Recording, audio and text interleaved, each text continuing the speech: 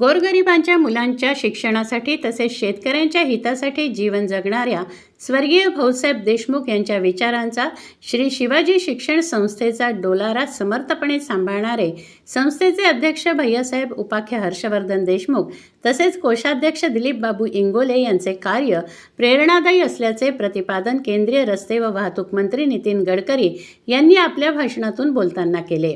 श्री शिवाजी शिक्षण संस्थेचे अध्यक्ष हर्षवर्धन देशमुख आणि कोषाध्यक्ष दिलीप बाबू इंगोले यांच्या 75व्या अमृत महोत्सवी वर्षानिमित्त अमरावती येथील श्री शिवाजी शारीरिक शिक्षण महाविद्यालयाच्या प्रांगणात रविवारी सायंकाळी भव्य दिव्य अशा कृतज्ञता सत्कार सोहळ्याचं आयोजन करण्यात आलं होतं.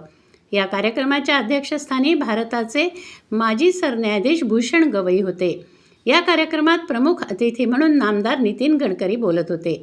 या कार्यक्रमाला राज्यमंत्री शालेय शिक्षण पंकज भोयर, खासदार बळवंतराव वानखडे, महापौर श्रीचंद तेजवानी, आमदार सौ सुलभा खोडके, विधान परिषद सदस्य तथा राष्ट्रवादी अजित पवार गटाचे नेते आमदार संजय खोडके, आमदार रवी राणा, आमदार किरण सरनाईक, आमदार राजेश वानखडे, आमदार प्रताप अडसड, माजी मंत्री प्रवीण पोटे पाटील, माजी महापौर किरणताई महल्ले, सौ सुरेखा ठाकरे, नरेश पाटील, श्रीमती प्रीती संजय बंड, गुलाबराव गावंडे, अशोकराव घारफळकर, माजी महापौर विलास इंगोले यांच्यासह श्री शिवाजी शिक्षण संस्थेचे पदाधिकारी प्रामुख्याने उपस्थित होते.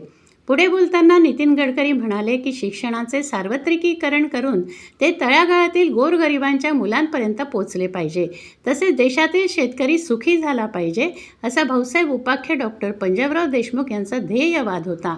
बहुजन समाजातील मुलांना दर्जेदार शिक्षण मिळाले पाहिजे, त्यासाठी त्यांनी श्री शिवाजी शिक्षण संस्थेचे बीज रोवलं. आज त्याचं वटवृक्षात रूपांतर झालं आहे. स्वर्गीय भाऊसाहेबांच्या विचारांचा डोलारा समर्थपणे सांभाळण्याचे कार्य श्री शिवाजी शिक्षण संस्थेचे अध्यक्ष हर्षवर्धन देशमुख आणि कोषाध्यक्ष दिलीप बाबू इंगोले हे दोघेही गेल्या अनेक वर्षांपासून करीत आहे. त्यांचे हे कार्य सर्व शिवपरिवारासाठी अभिमानास्पद तसेच कौतुकास्पद असल्याचे नितीन गडकरी म्हणाले. आज पदासाठी व सत्तेसाठी विचारांना आणि नेतृत्वाला तिलांजली देणाऱ्या राजकारणाच्या काळात भैयासाहेब देशमुख यांच्यासारखे निष्ठेला जागणारे लोक राजकारणात अत्यंत कमी आहेत. आपल्या विचारांशी आणि नेतृत्वाशी प्रामाणिक राहण्याची भैयासाहेब देशमुखांची वृत्ती दाद देण्यासारखी आहे. भैयासाहेब आणि माझे विचार सारखेच आहेत. समाजातील दरिद्री नारायणाविषयी आपुलकी बाळगून त्यांच्या भल्यासाठी कार्य करणे हेच संवेदनशील राजकारणाचे लक्षण आहे. भाऊसाहेब देशमुखांचे कार्य श्री शिवाजी शिक्षण संस्थेच्या रूपाने पुढे नेण्याची शक्ती हर्षवर्धन देशमुख आणि दिलीप बाबू इंगोले यांना ईश्वर प्रदान करो अशी सदिच्छा नितीन गडकरी यांनी आपल्या भाषणाच्या शेवटी व्यक्त केली. प्रमुख अतिथींच्या हस्ते दीपप्रज्वलन करून कार्यक्रमाची सुरुवात करण्यात आली. त्यानंतर दोन्ही सत्कार मूर्ती हर्षवर्धन देशमुख व दिलीप बाबू इंगोले यांचा प्रमुख अतिथींच्या हस्ते शाल, श्रीफळ व मानचिन्ह देऊन सत्कार करण्यात आला. यावेळी हर्षवर्धन देशमुख यांच्या धर्मपत्नी निर्मलाताई देशमुख देखील उपस्थित होत्या. या प्रसंगी हर्षवर्धन देशमुख व दिलीप बाबू इंगोले यांच्या जीवन कार्यावर लिखित नेतृत्व दीप आणि समर्पित या गौरव ग्रंथाचे मान्यवरांच्या हस्ते प्रकाशन करण्यात आले. दोन्ही सत्कार मूर्ती अध्यक्ष हर्षवर्धन देशमुख, कोषाध्यक्ष दिलीप बाबू इंगोले यांच्यासह राज्यमंत्री पंकज भोयर, महापौर श्रीचंद तेजवानी यांनी आपले मनोगत व्यक्त केले. उपस्थित मान्यवरांचे स्वागत आयोजन समितीचे अध्यक्ष तथा संस्थेचे उपाध्यक्ष ॲडव्होकेट गजानन पुणकर, JD पाटील, उपाख्य भैयासाहेब पुजदेकर, प्राचार्य केशवराव गावंडे, VG ठाकरे, डॉक्टर पद्माकर सोमवंशी, प्राचार्य ॲडव्होकेट वर्षा देशमुख, वसंतराव खोटरे यांनी केले.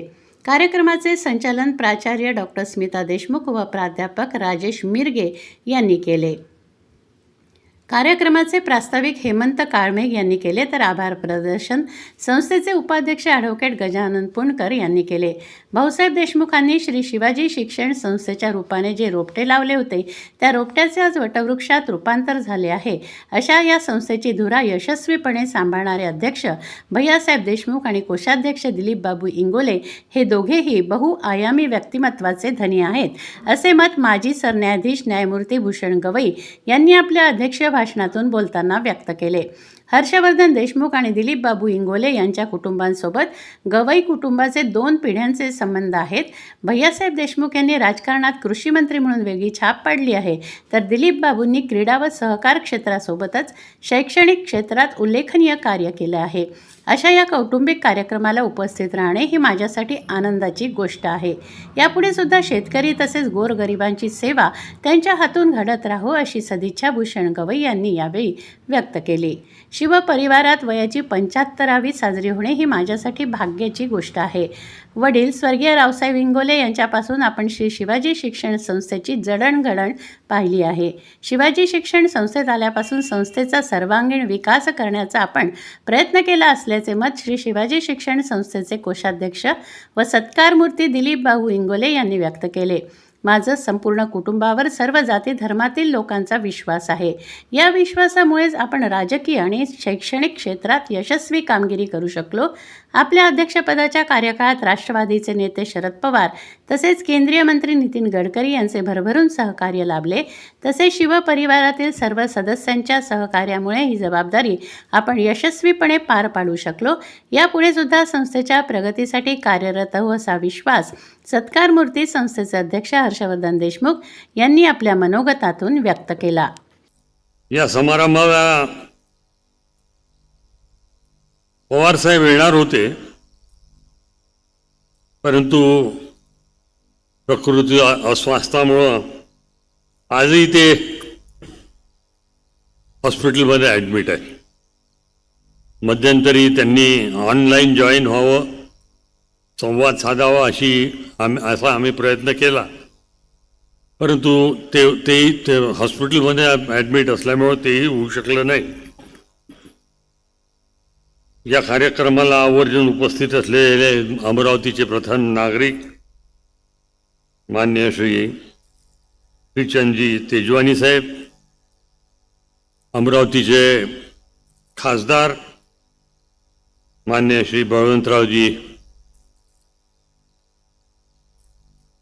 वानखेडे साहेब, गडकरी साहेबांनी नावं घेऊ नका असं म्हटलं.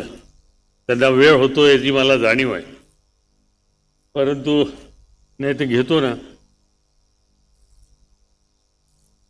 ते नाव घेतो. पण आलेल्या आमदार महोदयांचं पदाधिकाऱ्यांचं नाव जर मी घेतलं नाही की संस्थेच्या कामासाठी सातत्यानं त्यांच्याकडे जावं लागतं, त्यांना विनंत्या कराव्या लागतात आणि त्यांच्या माध्यमातून आम्ही पुढं सरकत असतो. तर उद्या एखाद्याला राग आला की भाषणामध्ये उपस्थित असताना सुद्धा आमचा उल्लेख करत नाही, तर याला दाखवाच लागते. असं काही झालं तर मोठं मुश्किल होऊन जाईल.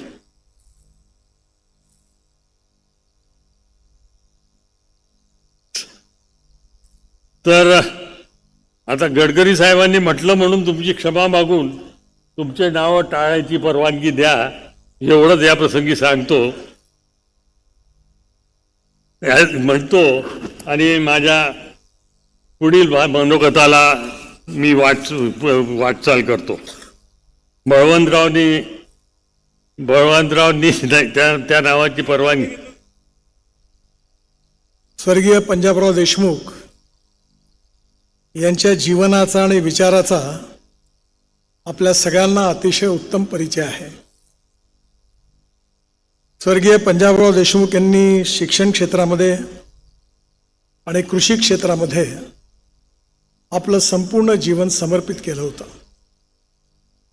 या देशाचे पहिले कृषी मंत्री म्हणून त्यांनी कृषी धोरणाचा पाया पण त्या ठिकाणी टाकला. एका फिलॉसॉफरने सांगितलंय की पर्स आणि पर्सन याच्यामध्ये पर्सन म्हणजे व्यक्ती श्रेष्ठ आहे पैशापेक्षा. पर्सन आणि पार्टी म्हणजे ऑर्गनायझेशन, संस्था, इन्स्टिट्यूशन, याच्यात संस्था श्रेष्ठ आहे.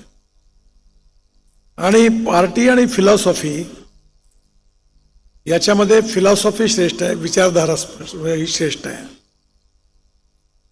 पंजाबरावांच्या जीवनामध्ये शिक्षणाचं सार्वत्रिकरण झालं पाहिजे आणि शिक्षणाची गुणवत्ता सांभाळत असताना शिक्षण सर्वव्यापी बनून समाजातल्या तळागाळातल्या शेवटच्या शोषित पीडित माणसापर्यंत पोहोचलं पाहिजे, हा त्यांच्या मनातला एक ध्येयवाद होता.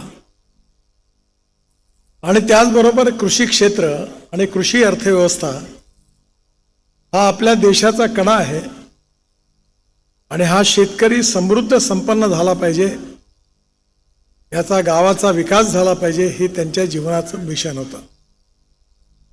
आणि या प्रेरणेमधूनच त्यांनी शिवाजी शिक्षण संस्थेची स्थापना केली आणि पाहता पाहता या संस्थेचं वटवृक्षात रूपांतर झालं. पण जो पंजाबराव देशमुखांनी जो आदर्श, जो विचार समोर ठेवलेला होता, त्या विचाराच्या अनुरूप आज देखील ही शिक्षण संस्था कार्य करत आहे. आणि या कार्यामध्ये आजचे दोन्ही सत्कारमूर्ती आदरणीय भैयासाहेब आणि दिलीप बाबू यांचा सिंहाचा वाटा आहे. गेल्या 10-12 वर्षापासून मी मंत्री आहे दिल्लीत, त्यामुळे अनेक वेळा संस्थेच्या बाबतीत चर्चा करण्याची संधी दोघांच्या बरोबर मला मिळाली. मधल्या काळामध्ये हा एवढा मोठा डोलारा उभा झाला असताना अनेक अडचणींचा सामना करावा लागत होता. एक गोष्ट खरी आहे की एखादी संस्था वाढवण्याकरता, त्याचं नाव निर्माण करण्याकरता अनेक वर्ष लागतात, पण ती कोसळायला मात्र फक्त काही दिवस लागतात. आणि त्यामुळे स्वाभाविकपणे भैयासाहेबांनी आणि दिलीपजींनी या काळामध्ये मेडिकल कॉलेज असेल, शिक्षण संस्था असेल, त्याच्या गुणात्मक वाढीकडे तर लक्ष दिलंच, पण या सगळ्या डोलाऱ्याला समर्थपणे सांभाळलं. आणि त्यामुळे आज पुन्हा संस्था अतिशय चांगल्या सुस्थितीत आहे. हा आपल्या सगळ्यांकरता आनंदाचा, अभिमानाचा आणि समाधानाचा विषय आहे. आणि या सगळ्या कार्यामध्ये या दोघांचं योगदान आहे ते निश्चितपणे खूप मोठं आहे. आणि त्यामुळे आपण सगळेजण या बाबतीत त्यांच्याबद्दल त्यांना धन्यवाद देणं, त्यांचं अभिनंदन करणं, ज्याला संस्थेबद्दल आस्था आहे, पंजाबरावांबद्दल आस्था आहे, त्यांच्या उद्दिष्टाबद्दल आस्था आहे, त्यांनी सगळ्यांनी स्वाभाविकपणे त्यांचं अभिनंदन करणं अतिशय स्वाभाविक आहे. एक गोष्ट अजून महत्त्वाची आहे जी मला विशेष रूपाने आवडली, की भैयासाहेब, राजकारणात तुमच्यासारखी माणसं फार कमी आहेत. कारण राजकारणातले 90% खेळाडू वाटच पाहतात कोणत्या पार्टीचं सरकार येते आणि कोण मंत्री बनते. त्यांचे झेंडे दंडे हार तयारच राहतात. त्यांनी पक्ष का सोडला हे त्यांनाही कळत नाही, आणि ज्या पक्षात गेले त्यांनाही उमजत नाही. मी कोणाबद्दल बोलत नाही आहे, पण अशी स्थिती झाली. याचं कारण असं आहे की राजकारणामध्ये तत्वनिष्ठा, ध्येयनिष्ठा आणि विचारनिष्ठा कमी झालेली आहे. आपल्या देशामध्ये विचार भिन्नता ही समस्या नाही आहे, विचार शून्यता ही समस्या आहे. आणि म्हणून कधी चांगले दिवस असतात, कधी वाईट दिवस असतात. कधी जनता निवडून देते, कधी निवडून देत नाही. परंतु जिवंत माणसाचं व्यक्तित्व असं असतं की तो प्रवाहाच्या बरोबर कधी वाहत जात नाही. जिवंत मासा जो असतो तो नेहमी प्रवाहाच्या विरुद्ध पोहत असतो, आणि काडी कचरा आणि मेलेला मासा हा नेहमी प्रवाहाबरोबर वाहत असतो. माझे आणि तुमचे विचार कदाचित पटते, राजकीय विचार पटणार नाहीत, वेगळे असतील, पण जे कोणते विचार आहे त्याच्याशी, त्या नेत्याशी मी प्रामाणिक राहीन, ही तुमच्यातली जी इमानदारी आहे त्याला मी नक्की दाद देतो आणि त्याच्याबद्दल धन्यवाद देतो. कारण हे फार कमी आहे आणि हळूहळू कमी होत चाललेलं आहे. राजकारणामध्ये राजकारणाची व्याख्या बदलवण्याची गरज आहे. राजकारण म्हणजे केवळ सत्ताकारण नाही, राजकारण हे समाजकारण, राष्ट्रकारण आणि विकासकारण आहे. Politics is a instrument of socio economic reform. आणि हा विचार स्वर्गीय पंजाबराव देशमुख यांच्या मनामध्ये होता, आणि म्हणून त्यांनी शिक्षणाचा ध्यास घेतला. शेतकऱ्यांच्या समस्या होत्या, शेती क्षेत्राबद्दल, कृषी क्षेत्राबद्दल आत्मीयता ठेवून ते चित्र बदलवण्याचा आपल्या आयुष्यात प्रामाणिकपणे प्रयत्न केला. हे कठीण काम आहे, कारण येणाऱ्या काळामध्ये समाजातल्या तळागाळातल्या माणसाचा जीवन बदलवणं हे सोपी काम नाही आहे. आमच्या विचार परिवारामध्ये एक ज्येष्ठ विचारक होते दत्तोपंत ठेंगडी. ते नेहमी असं म्हणायचे की every politician thinks about his next election and every socio economic reformer thinks from century to century. ज्याला समाजाचा देशाचा विचार करायचा असतो त्याचा प्लॅन 100 वर्षाचा असतो आणि ज्याला पुढची निवडणूक जिंकायची असते त्याचा विचार स्वाभाविकपणे आम्ही राजकारणात आहोत, मतं मागावेच लागतात आणि निवडून यावंच लागतं. पण माझा अनुभव थोडासा चांगला आला. मी ठरवलं की माझ्या विचाराशी मी कॉम्प्रोमाइज नाही करणार. मला जे पटलं तेच मी करीन. आणि मी सांगितलं की जातीपातीचं राजकारण नाही करणार. आणि जेव्हा मी हे सांगितलं तेव्हा माझ्या मित्रांनी मला सल्ला दिला की तुम्ही हे बोलू नका. मी म्हणलं मी बोलीन. मग म्हणे तुम्ही हाराल. तर म्हणलं हारला तर माणूस मरते का? हारू तर हारू, हे नाही करायचं. आणि माझा अनुभव आहे की मला लोकांनाही पण नक्कीच अशा चांगल्या गोष्टींना लोक सपोर्ट करतात. समाज जीवनामध्ये, राजकीय जीवनामध्ये जे दलित आहे, पीडित आहे, शोषित आहे, सामाजिक आर्थिक शैक्षणिक दृष्टीने मागासलेले आहेत, त्या दरिद्र नारायणाच्या मनाबद्दल प्रेमाची आणि संवेदनशीलतेची भावना ठेवणं हे खरं म्हणजे राजकीय नेत्याचं सगळ्यात पहिलं वैशिष्ट्य आहे. मगाशी भीमसेन जोशीच्या आवाजात अभंग सुरू होता. जे का रंजले गांजले त्यासी म्हणे जो आपुले तोची साधू ओळखावा देव तेथेची जाणावा. खऱ्या अर्थाने पंजाबरावांचा वारसा पेलणं खूप कठीण आहे. कारण त्यामागे एक विचार आहे, त्यामागे एक ध्यास आहे आणि हे काम अनेक वर्ष करावं लागणार आहे. आणि हे करत असताना अनेक अडचणी आहेत, समस्या आहेत. पण त्या अडचणी आणि समस्यांकडे न घाबरता त्याच्यावर मात करणं हे जीवनामध्ये पण खूप मोठं वैशिष्ट्य आहे. कधी चांगले दिवस असतात, कधी वाईट दिवस असतात, कधी आनंद असतं, कधी दुःख असतं, कधी लोकांचे आशीर्वादही मिळतात, कधी शिवाय खाव्या लागतात. पण एकाने चांगलं सांगितलंय, the man is not finish Wien is defeated but he is finish when he quits. युद्धात हरल्यानंतर कोणी समाप्त होत नाही, पण युद्धभूमी सोडून जेव्हा पळून जातो तेव्हा तो समाप्त होतो. त्यामुळे जीवन मिळालं तोपर्यंत उद्दिष्ट पूर्ण करता लढत राहिलं पाहिजे, चालत राहिलं पाहिजे. आणि हे जे चालण्याचा मंत्र तुम्ही सांगितला चांगला आहे. खरं म्हणजे मला कधीच कळत नाही की शिक्षण संस्थेच्या निवडणुका का होतात आणि का लोक राजकारण शिक्षण क्षेत्राशी जोडतात. खरं म्हणजे जे चांगलं काम करतात त्यांच्या मागे जनते उभं राहिलं पाहिजे तर शैक्षणिक संस्थेचा विकास होईल.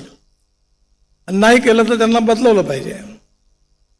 पण हळूहळू सगळ्या दृष्टीमध्ये आपल्या देशातली लोकशाही जी आहे त्याला खऱ्या अर्थाने जबाबदार नेते किंवा पक्ष नाही आहे, जनता जबाबदार आहे. आणि जशी जनता आहे तसे नेते मिळतात लोकांना. हे बोलण्याकरता धाडस लागतं, पण मी ते करतो. त्यामुळे तुम्हाला ठरवलं पाहिजे की उद्दिष्ट पूर्ण करण्याकरता काम करणाऱ्या लोकांना निवडून द्यायचं की निवृत्त करायचं. आणि शक्यतो निवडणुका टाळल्या पाहिजे. राजकारणाच्या निवडणुकापुरतं राजकारण 15 दिवसाचं 20 दिवसाचं सगळ्यांनी केलं पाहिजे. पण निवडणुका संपल्यानंतर ते राजकारण सत्ताकारण न राहता समाजकारण झालं पाहिजे. आणि ते करत असताना जे योग्य आणि चांगलं काम असेल ते सगळ्यांचं केलं पाहिजे. आणि चुकीचं आणि वाईट काम आपल्याच असेल त्याला समजावून सांगितलं पाहिजे की हे करणं बरोबर नाही. खऱ्या अर्थाने आज या संस्थेचा जो प्रभाव आहे, विशेषतः शैक्षणिक क्षेत्रामध्ये अनेक गोरगरीब मुलांचं जीवन घडवण्याचा प्रयत्न या संस्थेच्या माध्यमातून ज्या हजारो शिक्षकांनी केलेल्या त्यातून अनेक उत्तम नागरिक तयार झाले, याचा आपल्या सगळ्यांना अभिमान आहे. आणि मलाही एक छोटासा अभिमान आहे की जागतिक दर्जाचं डॉक्टर पंजाबराव देशमुख यांच्या नावाचं वर्ल्ड स्टँडर्डचा ॲग्रो कन्व्हेन्शन सेंटर आता जवळपास बांधून पूर्ण होत आलेलं आहे. आणि त्याच्याकरता आम्ही अमेरिकेपासून तर इस्रायलपर्यंत सगळ्या कन्व्हेन्शन सेंटरचा अभ्यास केला. टेक्नॉलॉजीचा अभ्यास केला. कारण कुठेतरी हीच भावना आहे की जे शेतकरी आत्महत्या करतात ते संपलं पाहिजे. शेतकरी कर्जमुक्त झाला पाहिजे. स्मार्ट शहर नाही, स्मार्ट विलेज झाले पाहिजे.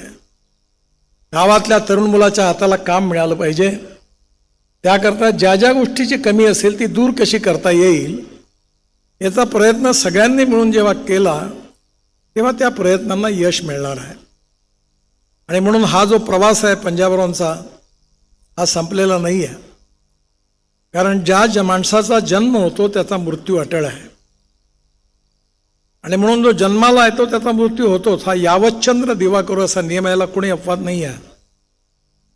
मी मध्ये सहज एका ठिकाणी बोलताना माझ्या तोंडून एक वाक्य निघालं होतं की सत्ता, संपत्ती, सौंदर्य आणि ज्ञान हे काळाच्या ओघात केव्हा संपतं कळत नाही. पण विचार मात्र कधी संपत नाही. कारण एक विचार एक पिढी दुसऱ्या पिढीला देत जात असते आणि त्या विचारावर मार्गक्रमण सुरू होत असतं. त्यामुळे पंजाबरावांच्या विचाराचा वारसा घेऊन तुम्ही दोघेही जण जे काम करत आहात ते अजून खूप काम करायचं आहे.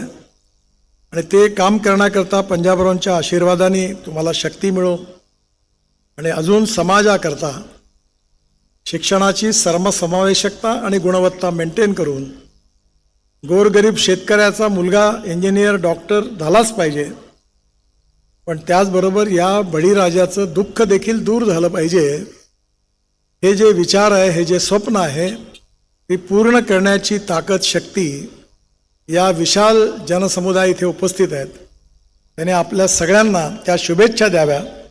मी पण व्यक्तिगतरित्या तुमच्या या उज्ज्वल भविष्याकरता आणि 75 वर्ष पूर्ण केली याकरता तुम्हाला खूप खूप शुभेच्छा देतो.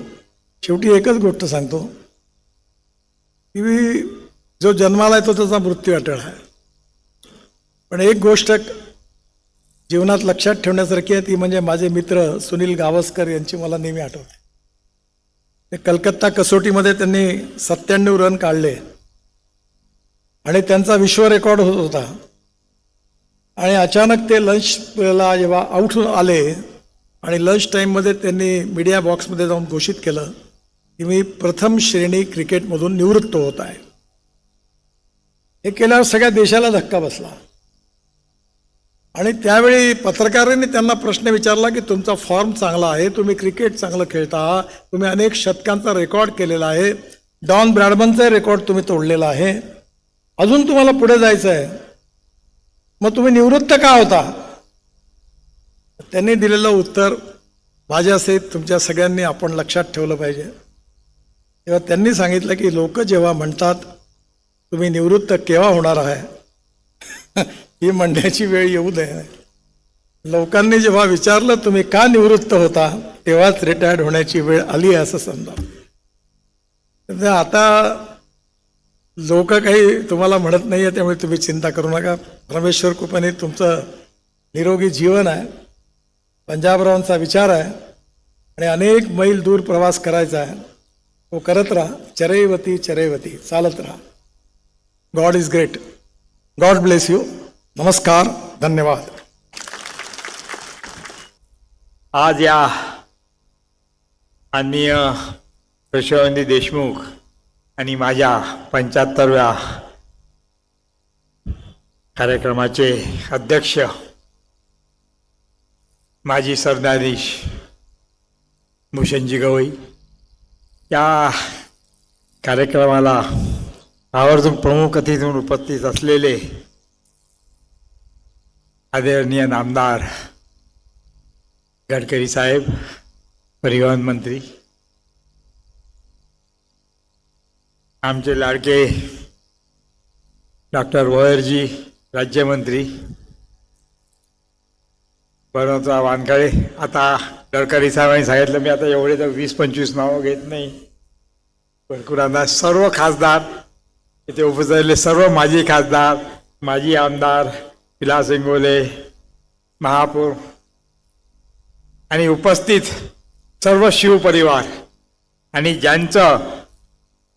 ज्यांनी आमचा 75वा केलं अशी ही सगळी समिती. खरं म्हणजे मी आज माझं भाग्य समजतो की आज माझी 75वी साजरी होत आहे. हा एक भाग्याचा सण आहे. शिवपरिवारातर्फे तेही. खरं म्हणजे रावसाहेबापासूनचा वसा आहे. रावसाहेब इंगोले हे भाऊसाहेब बरोबर पहिलेपासून होते. मी थोडं एका मिनिटात सांगतो. 1952 सालची गोष्ट आहे, जेव्हा भाऊसाहेब पहिल्यांदा खासदारकीकरता उभे होते. त्यावेळेस अमरावतीतून भाऊसाहेबांना विरोध होता. त्यावेळेस भाऊसाहेबांबरोबर रावसाहेब इंगोले, गुरुदेव पाटील, अनंता ही सगळी कमिटी होती आणि पूर्ण दौरे भाऊसाहेबांच्या बरोबर रावसाहेबांनी केले होते त्यावेळेस. आणि पहिल्यांदा भाऊसाहेब खासदार म्हणून निवडून आले. मग पहिल्यांदा ते कृषी मंत्री पण झाले. आणि त्यावेळेस त्यांनी 1955 साली जी भारत कृषक समाजाची स्थापना केली होती, तेव्हा भारत कृषक समाजाचे पहिले अध्यक्ष अमरावतीचे रावसाहेब इंगोले होते. आणि त्याच वेळेस 1959 साली एक भारतीय जागतिक कृषी प्रदर्शनी भाऊसाहेबांची भरवली, तेव्हा स्पेशल गाडी अमरावती करता सगळ्यांना नेण्याकरता रावसाहेबांनी आणली होती. भाऊसाहेबांच्या वेळेस इथून सगळ्या शेतकऱ्यांना ते कृषी प्रदर्शन दाखवलं होतं 1959 सालचं. हा त्यावेळेसचा भाऊसाहेबांचा वसा आहे. आणि भाऊसाहेब रावसाहेबांचा म्हणजे कुठला तर नेहमी यायचा विषय नाही, पण ते शेतकरी होते. भाऊसाहेबांनी कधी शिवाई संस्थेत रावसाहेबांनी पहिले पाय ठेवला नाही.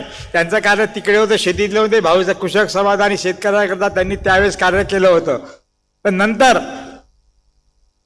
जेव्हा भाऊसाहेबांनी शिवाई शिस्त संस्थेची उभारणी करताना कार्य केलं, त्याच्यानंतर या शिवकुटुंबाने जेव्हा रावसाहेबांना अध्यक्षपदी निवडून दिलं आणि मग रावसाहेब 77 ते 87 पर्यंत अध्यक्ष झाले,